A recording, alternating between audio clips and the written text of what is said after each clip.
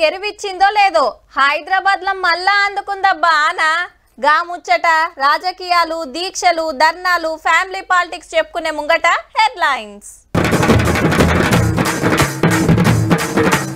జోరు ఆనకు హైదరాబాద్ పొట్టు పొట్టు కొట్టింది బండ్లు కొట్టుకుపోయేటట్టు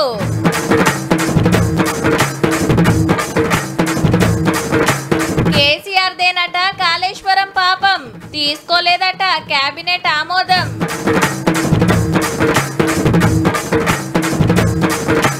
బీఆర్ఎస్ పార్టీలో ముద్రిన లొల్లి గట్టిగానే నడుస్తుంది రెండు దిక్కులకెళ్ళి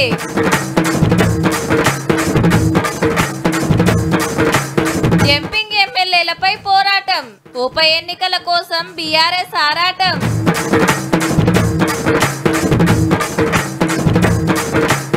మస్తుందబ్బా బొగతా జలపాతం వాటర్ ఫాల్స్ అంటే బాహుబలి లాంటి సినిమాల్లో చూడడమే దగ్గర నుంచి చూస్తే చాలా ఎక్సైట్ అవుతున్నాము నీ అవ ఆనకోట్లు తెచ్చుకున్నా అయిపోవు ఆడికి మా మేడం అంటేనే ఉంది కొంటవో అని అబ్బా పొద్దుగాల ఎండ దంచుతుంటే ఏ బండ్లున్న ఆన కవర్ తీసి ఇంట్లో పెట్టొచ్చినా అట్లనే పట్టుకొచ్చినా బాగుండే రోజు ఛత్రి ఎంట తెచ్చుకునేదాన్ని ఏ బస్సులో పట్టుకోనికి ఎక్కిది కూడా తిప్పలవుతుందని ఇయాలనే ఇంటికాడ పెట్టొస్తే ఎంత పనాయే అని ఫీల్ అయినరట పట్నపోళ్ళు ఆవు మరి ఉరుములేని పిడుగోళ్ళే హైదరాబాద్ సిటీని నిండార తానం చేపించింది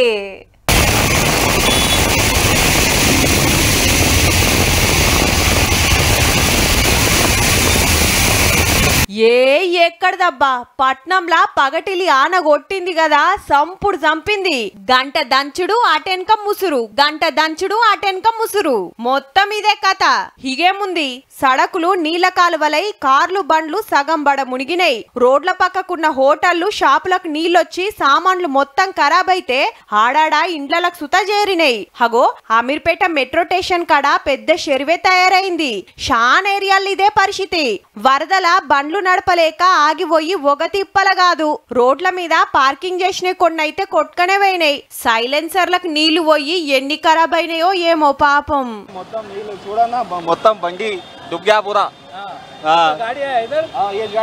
టూ వీలర్స్ మీద వచ్చిన వాళ్ళకి చాలా ఇబ్బంది అవుతుంది అలా వాటర్ పై నుండి పడతా ఉంటే ఇబ్బందిగా ఉంటుంది కానీ ఏం చేయలేం మనం వర్షం కాబట్టి అబిట్స్ కోటి రామంతపూర్ దిల్సుఖ్ నగర్ పాత బస్తీ ముషీరాబాద్ తార్నాక బాల్నగర్ కుకట్పల్లి నాంపల్లి మాదాపూర్ మెహదీపట్నం బంజారా హిల్స్ పంజాగుట్ట సికింద్రాబాద్ ట్యాంక్ బండ్ నారాయణగూడ విద్యానగర్ అంబర్పేట ఉప్పలు ఎల్బీనగర్ మల్కాజ్గిరి ముసాపేట లాల్ దర్వాజా బోరబండ మారేడుపల్లి ఏ ఎన్నని చెప్తామబ్బా సిటీ అంతా సరసుడు జరిసింది ఏడ చూడు మోకాల లోతు నీళ్లు ఈ వర్షాకాలం టైంలో ఏంటంటే రోడ్లు బాగోపోవడం వల్ల చాలా మంది జనాలు వర్షం ఆగినంత వరకు ఎక్కడో దగ్గర ఉండాల్సి వస్తుంది హాస్పిటల్ నుంచి ఇక బయటకు వెళ్ళే వరకు వర్షం ఇగో పైళ్ళు ఇల్లు అంత దూరం ఎట్లా పోవాలో వారాలకు దడుచుకుంటే నిలబడ్డాం సార్ ఇక్కడ మా షాపింగ్ పోయిరా రాగిలు తెచ్చుకోండి షాపింగ్ అయిపోయాక వర్షం పడి గదేయాళ్లకు ఇంటి బెల్లు కొట్టే వరకు ఆనల ఓలేక పోరలది ఒక తిప్పల కాదు గంటలక మనం తుప్పురు పడితేనే ఉండే వరకు ఇండ్లకు పోయేటోళ్ళకైతే సుక్కలగబడ్డాయి అనుకోరాదుర్రి ముందే సోమారమాయే ఏ తోవల చూడు కిలోమీటర్ల కమానం ట్రాఫిక్ జాములు నీళ్ళ ఈదినట్టే అయిందబ్బా వర్షం డోలీ చౌకిలా ఓ మధ్య అవుతుంది ట్రాఫిక్ జామ్ అవుతుంది అసలైతే రేపటెల్లుండుంటాయన్న రానలు ఏం కాదని మనోళ్ళు రై పోయిన్రు ఆనకోట్లు షెత్తిర్లు పట్టుకోబోకనే హిగేముంది పొట్టయిన్రు కొందరు మెట్రో రైల్ పిల్లర్ల కాడ నిలబడితే కొందరు పెట్రోల్ బంక్ల కురికిన్రు ముత్యమంది షేప్ కొట్టి ఎలుస్తేనేమో ఏం కాకపోవు మునుం పెట్టే వరకు అంత చిత్తడి ఆడాడా షెట్లు కూలినాయి మార్నింగ్ పూరా गर्मी था अभी सडन हाफ एन आवर में क्लाइमेक्स चेंज हो गया और नॉन स्टॉप 1 आवर से पड़ रहा बारिश రోడ్ల మీద నీళ్ళాగకుండా అటు హైడ్రా ఇటు జిహెచ్ఎంసీ నడిమిట్లా పోలీసులు బగ్గనే తిప్పలబడ్డారు ఏకదాటిగా వర్షం పడుతుంది ఇక్కడ మొత్తం వాటర్ అంతా ఫుల్ అయితే మా హైడ్రా టీం అంతా ఇక్కడ వాటర్ అవ్వకుండా ట్రాఫిక్ అవ్వకుండా చూసుకుంటున్నాం అర్జెంట్ పనులుంటే తప్ప ఇండ్లకెళ్ళి బయటికి రావద్దని సాటింపేసిండ్రు సర్కారోళ్ళు ఇంకో 3 రోజులు గిదే పరిస్థితి ఉండొచ్చట మళ్ళా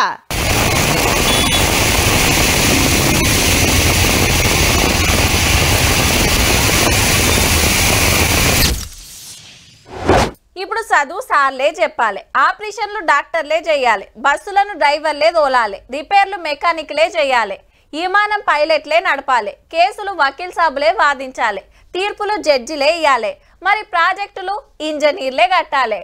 ఏడ కడితే బాగుంటుంది, ఎట్లా కట్టాలి, ఎంత కావాలనేది వాళ్ళు డిసైడ్ చేయాలి. అంతేగాని అంత నాకేరక అన్నట్టు చేస్తే ఇగో గిట్ల కావచ్చు. మళ్ళా కాళేశ్వరం ప్రాజెక్టుకి ఇట్లయితానికి కర్త కర్మ క్రియ కేసీఆర్ సారే. నేను మెదడు రంగరించి కట్టినని చెప్పిన పాత సీఎం గారిదే మేడిగడ్డ పాపము.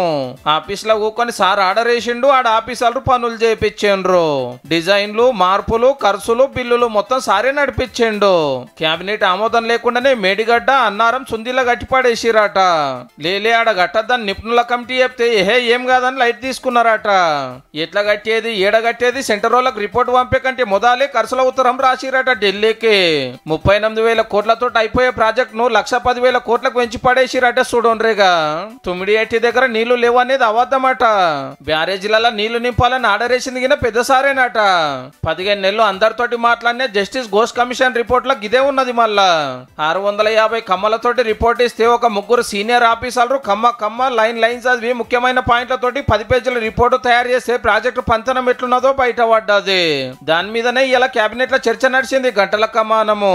అంత పెద్ద ప్రాజెక్టు కేబినెట్ ఆమోదం లేకపోవడం దిస్ ఇస్ ఇల్లీగల్ అని చెప్పి justice Ghosh commission has clearly stated. అప్పటి ముఖ్యమంత్రి సార్ ఒక్కడే కాదులో ప్రాజెక్టుల మంత్రి హరీష్ రావు సార్ లాపర్ ఉన్నదట. పైసల మంత్రి ఈటల గారు ఇస్మంతగిన ఆలోచన ఇయ్యలేదట.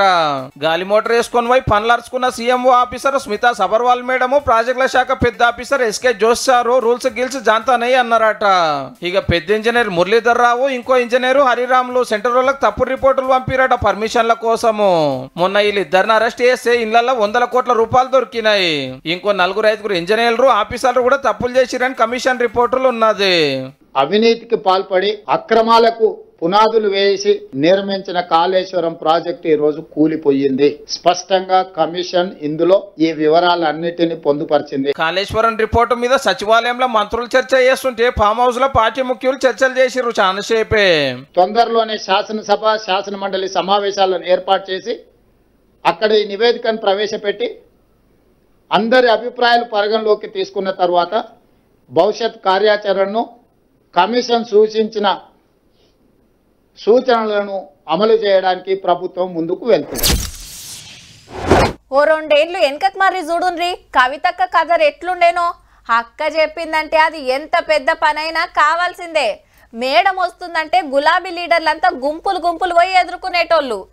ఏడికొచ్చినా మర్యాదలే అలాగుంటుండేనబ్బా. మరి ఇంట్లో ఏమైతుందో, రామన్నతో లొల్లేందో గాని పార్టీ ఆఫీస్కు పోతలేదు, ఈమె కాడికి పార్టీ వాళ్ళు వస్తలేరు.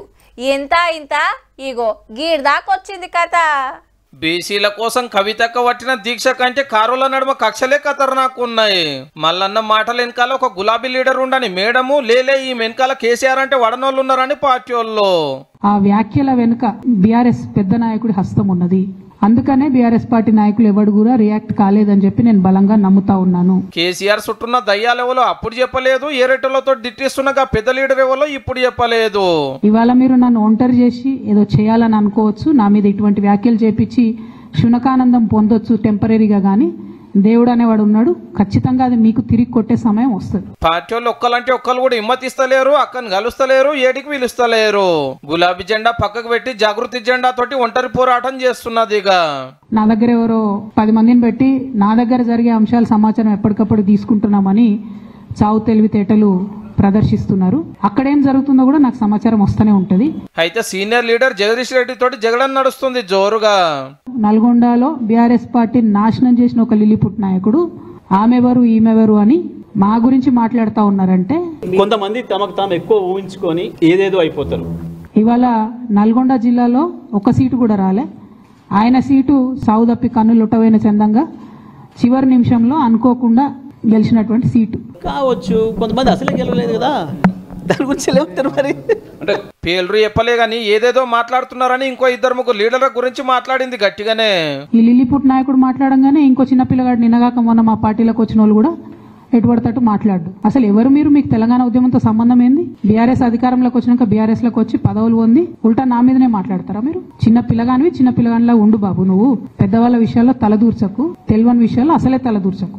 కవిత మేడం చెప్తున్నగా పిల్లగాన్లు కౌశిక్ రెడ్డి కార్తిక్ రెడ్డిలే అని గులాబీ భవన్ లో గుసగుసాలు గా దినం మల్లన్నతోటి అట్లా మాట్లాడిచ్చిందే మా పార్టీలని మేడం అంత క్లియర్ గా చెప్తే అన్న అయితే గా ముచ్చటే ఎల్లబెట్టలే ఆమె దీక్ష గురించి గిట్లా అన్నాడు గాని వాళ్ళ నాయన కోసం దీక్ష కావచ్చు కానీ బీసీలు మా కోసమేం దీక్ష అంటలేము 72 గంటలు కాకపోతే 700 రోజులు చేయమను ఆఖరి తినం దాకా ఎవడొద్దు అంటుడు మాకేం సంబంధం లేదు కదా ఫామ్ హౌస్ పోయి అంతా కేసీఆర్ సార్ కు చెప్పిండట జగదీష్ రెడ్డి సారు అదేందో గానీ పార్టీ లీడర్ల గురించి ఎన్నో మాటలు ఎన్నో అంటున్నా అక్క మీద యాక్షన్ తీసుకున్నాడు కాదు కదా కనీసం నోటీస్ కూడా ఇస్తలేరు ఇదేందో మరి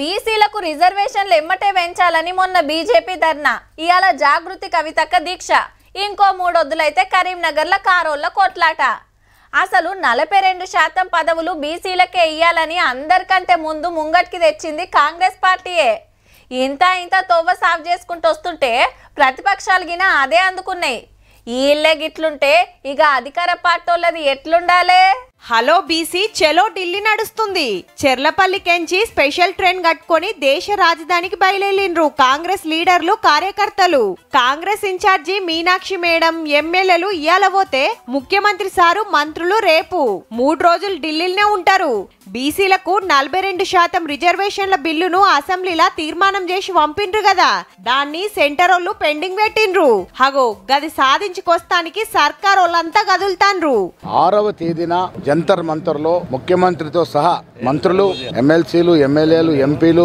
బోర్డు కార్పొరేషన్ చైర్మన్లు ఒక రోజు పూర్తి దినం జంతర్ మంతర్ లో నిరసన తెలుపుతాము పార్లమెంట్ లో ప్రశ్నించి జంతర్ మంతర్ల ధర్నా చేసి రాష్ట్రపతి మేడాన్ని కలుస్తారట బీసీ రిజర్వేషన్లకు తొవ్వసాబ్ చేయాలని ఎందుకంటే అసెంబ్లీలో బిల్లుకి కిమ్మత్ ఇచ్చిన బీజేపీ దాన్ని ఢిల్లీకి పంపంగానే పక్కకు పెట్టింది చల్ అందరం పోయి సెంటర్లతోటి కొట్లాడాలన్న బీఆర్ఎస్ గిన సైడ్ అయ్యింది చలో ఢిల్లీ రా బిడ్డ ఢిల్లీకి రా ఆడ మాట్లాడు ఈ దొంగ అయితే వద్దు మాకు మీరు బీజేపీ వాళ్ళు ఇద్దరు కలిసే ఉన్నారు బీఆర్ఎస్ బీజేపీ లేలే కాంగ్రెస్ పార్టీ బీసీలకు డోకా వేస్తుంది అనేది 2 పార్టీల మాట ఇంకో దిక్కు ధర్నా చౌక్ లా కవితక్క దీక్ష పట్టింది బీసీ రిజర్వేషన్ల కోసమే ఇయాల్టికైతే గింతే రేపటి కాంచి అస్సలు లొల్లుంటది మళ్ళా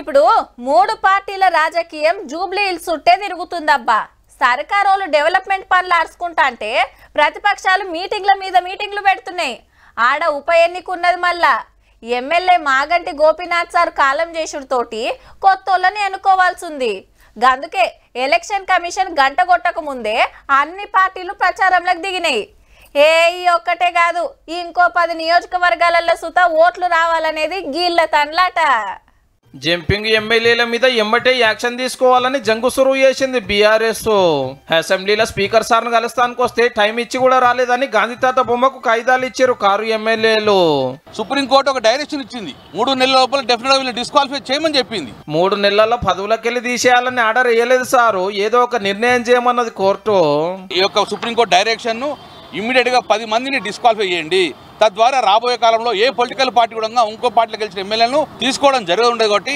గమ్మత్ ఏంటంటే జంపింగ్ల మీద కొట్లాడుతున్న దాంట్లో చాలా మంది అప్పట్లో జంప్ చేసిన వాళ్ళే మరి Talasani sir Vivek sir cycle దిగి కారెక్కితే సబిత మేడము సుద్దిరెడ్డి సారు కాంగ్రెస్ లకి వెళ్ళి కాలరకు వచ్చిండ్రు ఏరే పార్టీలకి వెళ్ళి వచ్చి 2 మంత్రి పదవులు కూడా వేసిండ్రు పాడి కౌశిక్ రెడ్డి సార్ గిన గాంధీ భవన్ లకి వెళ్ళి గులాబీ భవన్ లకు గుసాయించిన లీడరే మీరు తొందరగా వెంటనే మీరు యాక్షన్ తీసుకోకపోతే ప్రజలకు ప్రభుత్వాల మీద ప్రజాస్వామ్యం మీద ప్రజాప్రతినిధుల మీద నమ్మకం కోల్పోతాయి కాబట్టి 10 ఏళ్లలో 40 మీద ఎమ్మెల్యేలను 3 ఎంపీలను బొచ్చడి మంది ఎమ్మెల్సీలను గుంజిన పార్టీలే ఇలా ప్రజాస్వామ్యం గురించి ఇంత గొప్పగా మాట్లాడే అసలు సీసలైన ప్రజాస్వామ్యం పో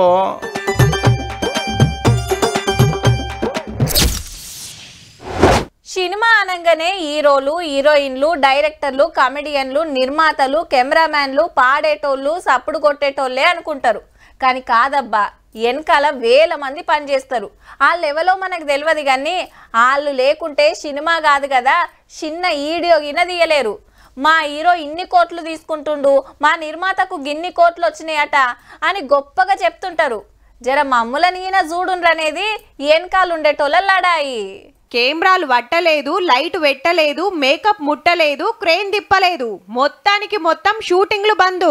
తోపు హీరోలు గిన ఆపి పడేసిండ్రు. 100కి 30 రూపాయల జీతం పెంచాలనేది కార్మికుల డిమాండ్. హగో అన్నపూర్ణ స్టూడియోలా పవన్ కళ్యాణ్ సార్ షూటింగ్ నడుస్తుంటే లొల్లి లొల్లయింది.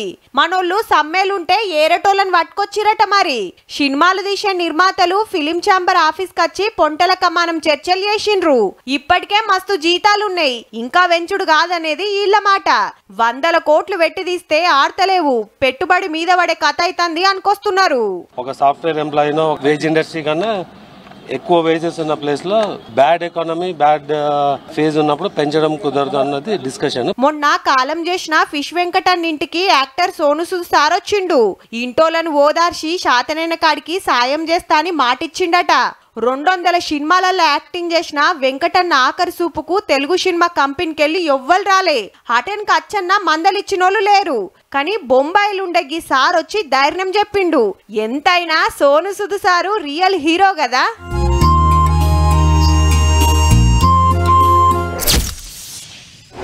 పచ్చటి అడవి, చుట్టూరా గుట్టలు, నడుమిట్ల పెద్ద జలపాతం. ఇక ఎట్లుంటది? ఆడికెళ్ళి కట్ల బుద్ధి కాదులే. ఇప్పుడు చాలా జిల్లాలల్లో జలపాతాలు దుంకుతున్నాయి. చుట్టుముట్టున్నోళ్ళు పోయి ఫుల్ ఎంజాయ్ చేసి వస్తుండ్రబ్బా. మిమ్మల్ని గిన ఓ కాడికి దొలకపోతాం పాన్రి.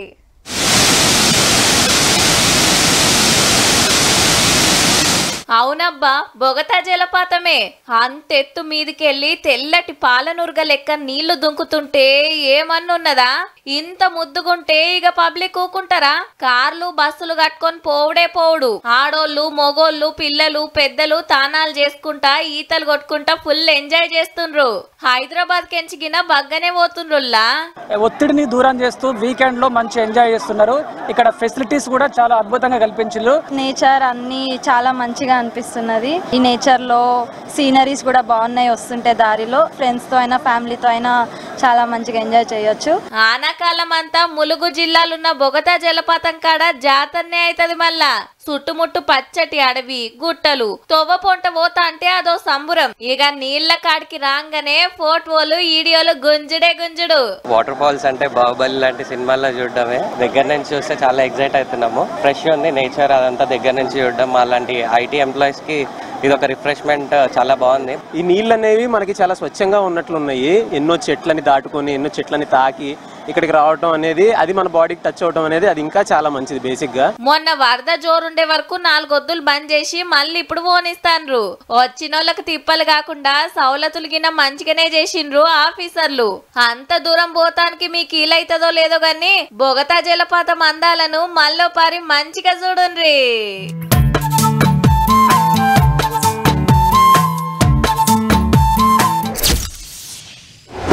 ఏ పైసా పోతే పోరలు నిమ్మలంగా ఉన్నదే చాలని మంచి హాస్టల్ చూసి షరిక చేస్తారు. అర్రలు ఎట్లున్నాయి, బెడ్లు మంచిగా ఉన్నాయా లేవా, నాస్ట్ ఏం పెడుతుండ్రు, పగటిలు బువ్వేంది, రాత్రికి ఏం వండి పెడతారు అని అంతా మంచిగా అనిపిస్తేనే గప్పుడు హాస్టల్ వేస్తారు మమ్మీ డాడీలు. ఇప్పుడు గీ ముచ్చట దేనికి చెప్తున్నామంటే హాస్టల్ గురించి చెప్పి కుక్కలను చూపిస్తుండ్రేందని చూస్తుండ్రా. పెట్ హాస్టల్ గురించే మరి వార్త. సిటీలో చాలా మంది కుక్కలు చాతుంటారు. గట్లనే టూర్లకో, ఊర్లకో, పెండ్లిలకో, పేరంటాలకో పోతే ఆటి మంచి షెడ్యూల్ చూసేటోళ్ళు ఉండరైరి. అగో గసంటి కుక్కల కోసమే గచ్చిబౌలిలా గీ హాస్టల్. ఎన్ని రోజులంటే అన్ని రోజులు పెట్టి పోవచ్చు. పొద్దుగాల పొద్దుమికి వాకింగ్ చేపిస్తారు, తానం చేపిస్తారు, సుస్తైతే డాక్టర్ ను పిలుస్తారు, బలంగల్లా తిండి పెడతారు. సేమ్ హాస్టల్ పోరలను చూసుకున్నట్టే అనుకో రాదుండ్రి. చికెన్ రైస్ గానీ, కర్డ్ రైస్ గానీ, మిక్స్డ్ వెజిటేబుల్ రైస్ ప్లస్ మనకు వాటికి కావాల్సిన న్యూట్రిషన్స్. 15 ఏండ్ల సంధి నడుస్తాందట. కొందరు కుక్కలను మస్తు పాయరంగా చూసుకుంటారు కాబట్టి గట్లనే ఆలేటన్న పోతే ఈడ ఇడిచిపెట్టి పోతారు. రోజుకి ఇంత అని ఛార్జీ తీసుకుంటారు. మనకి నార్మల్ క్లైమేట్ లో ఫ్యాన్స్ పెడతారు అండ్ సమ్మర్ టైంలో they go for coolers and everything. So అవన్నీ ఫెసిలిటీస్ అవి బాగున్నాయి. మేము వెళ్తే కూడా మాకు అసలు దిగులు లేకుండా అసలు వదిలేసి వెళ్ళిపోవచ్చు అనమాట. 15 days, 20 days, 1 month, 2 months, what ever you want. వీళ్ళు ఎవ్రీడే మాకు పెట్టి యొక్క వీడియో పంపిస్తారు. అంటే గ్రూమింగ్ వీడియోస్, అది వాకింగ్ చేసే వీడియోస్, సో దట్ ఒక ట్రస్ట్ అన్నమాట. ఈడ ట్రైనింగ్ అయిన కుక్కలకు సినిమా ఛాన్సులు గిన వస్తాయి అబ్బా. అఖండ టూర్ది సార్ది బాలయ్య బాబు సార్తో రిలీజింగ్ డేట్స్ ఉన్నాయి. మొన్న రీసెంట్గా కుబేరా రిలీజ్ అయింది ధనుష్ సార్ది. దాంట్లో మన డాగ్స్ ఉన్నాయి. ఇక ముందు హాయ్ నాన్న, అడ్విశేష్ అన్న గారితో మనకి హిట్ 2 వర్క్ చేశాము. అన్నకు బిజినెస్ కింద మంచిగానే నడుస్తుంది. వీళ్ళని చూసి ఇంకెందరు పెడతారో పో కుక్కల హాస్టల్.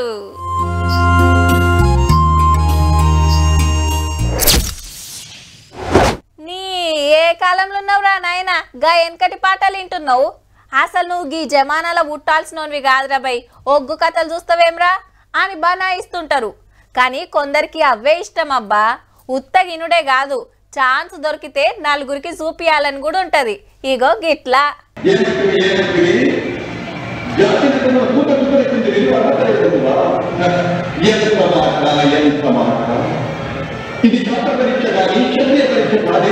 దానవీర శూర కర్ణ డైలాగు మస్తుందిలే. దుర్యోధనుడు, కృష్ణుడు, అర్జునుడు, భీముడు గెటప్లు మంచిగా కుదిరినాయి కదా. ఏ నాటకాలు వేసేటోళ్ళు గాయంత చూసుకోరా అంటుర్రా? లేలే, వీళ్ళంతా కరీంనగర్ డాక్టర్లు. పేషెంట్లు చూసేటోళ్ళు ఫేస్ కు రంగేసుకుర్రు, స్టెథోస్కోప్ పట్టేటోళ్ళు గద పట్టిండ్రు, ఆపరేషన్ చేసేటోళ్ళు యుద్ధం చేసిండ్రు, మందులు రాసేటోళ్ళు చిందులేసిండ్రు. గిట్లా సినిమా పాటలకు డాన్సులు చేసుడు కామనే గాని గీ ఏషాలు గట్టి పర్ఫార్మెన్స్ చూపించడే సూపర్. ఎన్ని రోజులు ప్రాక్టీస్ చేసిర్రో గాని డాక్టర్ డే ప్రోగ్రామ్ లా ఖతర్నాక్ యాక్టింగ్ చేసిండ్రుల్లా.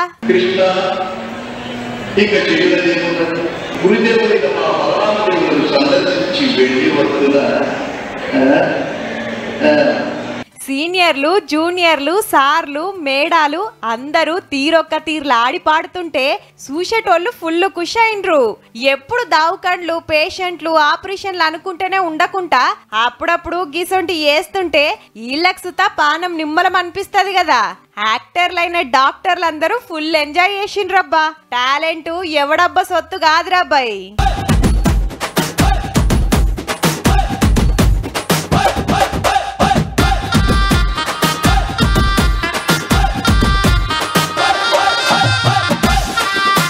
చూసిండ్రు కదా, ఇక ఇయాల్టి తీన్మార్ వార్తలు ఉంటామల్లా. నమస్తే.